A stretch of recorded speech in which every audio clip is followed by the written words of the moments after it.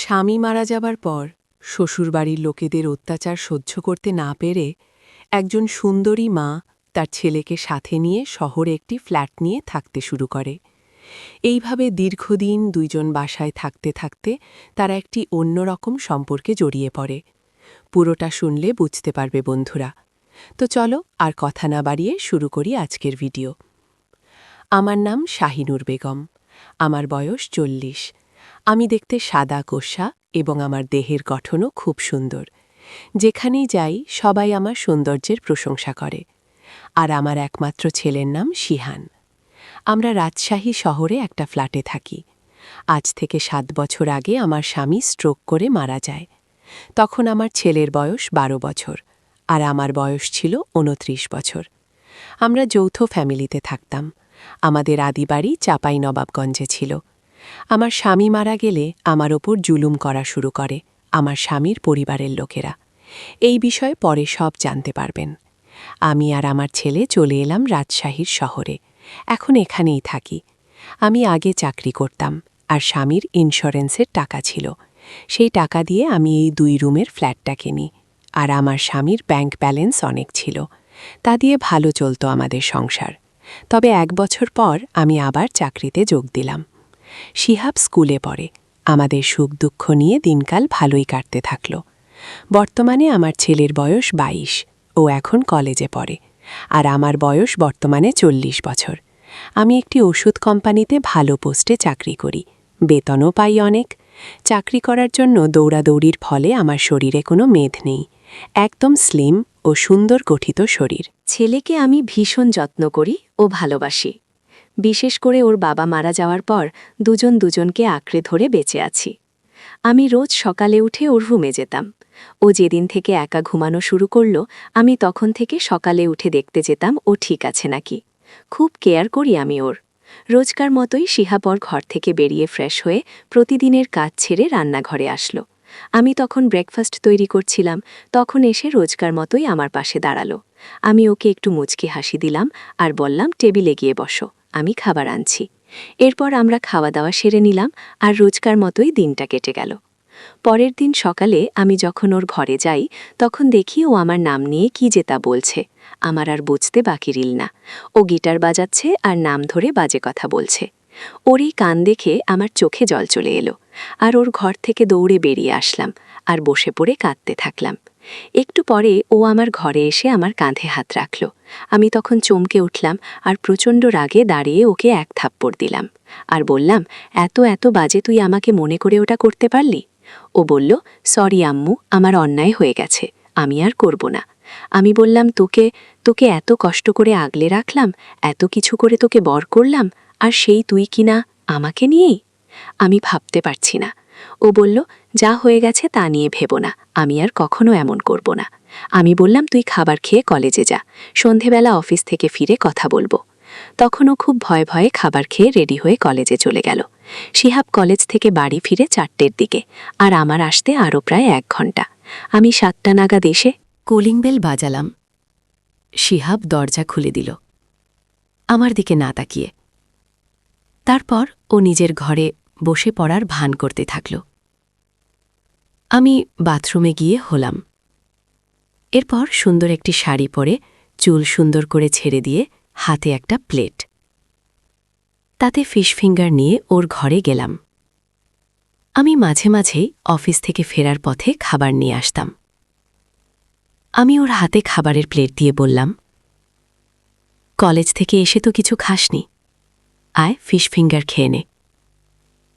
এই বলে আমি ওর পড়ার টেবিলের আরেকটা চেয়ারে বসলাম। তারপর দুজনে খাওয়া শেষ করলাম। খাওয়া শেষে আমি ওকে বললাম, বাবু, সকালে তোর গায়ে হাত দেয়া আমার ঠিক হয়নি। তুই এখন বড় হয়েছিস। কিন্তু আমার তখন খুব রাগ উঠে গিয়েছিল। আমি গলা ভারী করে এগুলো ওকে বললাম। আরও বললাম, এই সময় বয়সের অনেক পরিবর্তন আসে। তাতে তুই যা করেছিস তা হওয়া স্বাভাবিক। কিন্তু নিজেকে সংযম করতে হবে। এই বলে আমি একটু কেঁদে উঠলাম। তারপর একটু সামলে নিয়ে বললাম, তোর কোনো গার্লফ্রেন্ড নেই? কাউকে পছন্দ করিস না? ও একটু লজ্জা পেয়ে বলল, না। আমি ওকে অল্প হাসির ভান করে জিজ্ঞেস করলাম, কেন তোর কলেজে কোনো সুন্দরী মেয়ে নেই? যদিও কলেজটা পড়ার জায়গা, কিন্তু তোর যা অবস্থা, তোর জীবনে প্রেম আর প্রেমিকা আসাটাই ভালো। ও একটু সহজ হয়ে বলল, আমার যে কাউকে মনে ধরে না। আমি বললাম, ফেসবুকে মেয়েদের সাথে কথা বলিস না? ও বলল, বলি, কিন্তু এমনি সাধারণ। আমি বললাম, কেন, তোর কি কম বয়সী মেয়েদের পছন্দ, নাকি শুধু আমার মতো বয়স্ক মহিলাদের পছন্দ? আমার কথা শুনে ও চুপ হয়ে রইল। তা দেখে আমি বললাম, এখন চুপ করে আছিস কেন? ও একটু ভয়ে ভয়ে বলল, হ্যাঁ। আমি বললাম, দেখ বাবু, এইসব কথা সাধারণত বাবারা আলোচনা করে ছেলেদের সঠিক পথ দেখায়, কিন্তু তোর দুর্ভাগ্য সেইটা তো হলো না। এই বলে আমি একটু চুপ থাকলাম। তারপর একটু ঢোক গেলে লজ্জা লজ্জা ভাব নিয়ে জিজ্ঞেস করলাম, তা কাকে কাকে ভেবে ওইসব করিস, সত্যি করে বলবি। ও এখনো পুরো চুপ, ওর মুখ লাল হয়ে যাচ্ছে, চুপ করে রইল। আমি তখন বললাম, আমি সব বুঝি। তোর বয়সী ছেলেরা বয়সী মহিলাদের পছন্দ করে। এখন এত লজ্জা সকালে মনে ছিল না বলে আমিও লজ্জা পেলাম। যাই হোক, এবার প্রশ্নের উত্তর দে। ও একটু চুপ থেকে তারপর বলল, মেজো চাচি বর চাচিকে নিয়ে ভাবতাম। আমরা ওই বাড়ি থেকে চলে এলেও সম্পর্কের খাতিরে যোগাযোগ ছিল। ওর এই কথা শুনে আমি সঙ্গে সঙ্গে রেগে উঠলাম, কারণ আমি ওর চাচিদের খুব অপছন্দ করতাম। আর ওকে বললাম, শেষে ওই বাজে মহিলা দুটোকে ভালো লাগলো তোর? আমি ওর চাচিদের কেন অপছন্দ করতাম তার কারণটা শিহাব জানত না। আমি বেশ রেগে গেছি, তাই ও ভয়ে ভয়ে বলল, তুমি তো সত্যিটা জানতে চাইছিলা। তবে আমি ওর কথা শেষ না করে দিয়ে বললাম, হ্যাঁ, ওদের তো ভালো লাগবে। ওদের বাড়ি গেলে যে মিষ্টি মিষ্টি কথা বলে, যেন তোকে ভালোবাসে। আর তুই ওদের নিয়ে ভাবিস, এত ভালো যখন ওদের কাছে থাক। ও বলল, এত রেগে যাচ্ছ কেন? তুমি ওদের এত হিংসা করো কেন? আমি বললাম, ওরে আমার ছেলে, আমি হিংসুটে, আর ওরা খুব খুব ভালো। জানিস ওরা কি বলেছিল আমাদের নিয়ে? আমি খুব রেগে কথাগুলো ওকে বললাম। তা দেখে ও খুব ভয় পেয়ে চুপ করে আছে। আমি বললাম, আমরা ওই বাড়ি থেকে চলে আসার সময় তোর বর চাচি তোর মেজো চাচিকে বলে, ওই তো শাহিনুর যাচ্ছে, আলাদা থাকবে, স্বামী হারিয়ে ছেলেকে নিয়ে সংসার করবে, এখানে থাকলে তো আর ওইসব চলবে না। আমি রেগে এসব কথা খুব সহজে বলে গেলাম। তখনও বলল, তুমি কি বলছো এসব? এরকম কেউ বলতে পারে নাকি? আমি বললাম, আমার কথা তো বিশ্বাস হবে না, ওরা তো তোর পছন্দের নারী। আমি তখন ওর হাত নিজের দিকে আরও নিয়ে বললাম, সকালে আমার দিকে তাকিয়ে তুই ওদের ভাবছিলি তো, আর এখন ভালো লাগে না বলছিস? আমি তোকে কষ্ট করে বড় করলাম, নিজের রাতের পর রাত একা পার করলাম, আর সেই তুই ওদের নিয়ে ভাবিস। এই বলে আমি কেঁদে দিলাম। তখনও বলল, আমি একমাত্র তোমাকে ভালোবাসি, ওদের কথা ভাবি না, শুধু তোমাকে ভাবি, তুমি আমার সব। আমি বললাম, মিথ্যা বলিস, আমি তোর কাছে কিছু না, ওরাই সব। এই বলে আমি ওকে কাছে টেনে নিলাম। ও বলল, আমার একমাত্র পছন্দের নারী তুমি।